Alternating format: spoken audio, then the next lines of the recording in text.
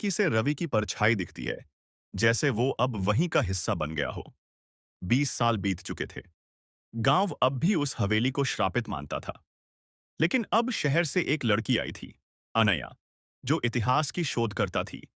उसने रवि की कहानी एक पुराने अखबार में पढ़ी थी और तय किया कि वह उस हवेली के रहस्य से पर्दा उठाएगी।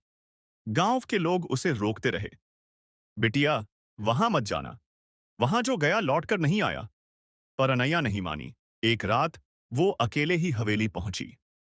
उसकी जेब में एक ताबीज, कैमरा और रवि की बची हुई डायरी का एक पन्ना था, जो किसी ने हवेली के बाहर छोड़ा था। हवेली में घुसते ही दीवारों पर हाथों के निशान उभरने लगे। हवा में किसी के रोने और चीखने की आवाज गूंजने लगी। अनया ने कांपते हाथों से ताबीज निकाला और जोर से बोली, मीरा, अगर तुम वाकई यहां हो तो मैं तुम्हें मुक्ति दिलाने आई हूं। अचानक कमरे में उजाला फैल गया। मीरा की आत्मा सामने आई, पर अब वो उतनी डरावनी नहीं थी। उसने कहा, मैं सिर्फ अपने साथ हुए अन्याय की गवाह चाहती थी। तुमने मेरी कहानी जान ली। अब मैं जा सकती हूँ। मीरा की आत्मा धीरे धीरे रोशनी में बदलकर गायब हो गई।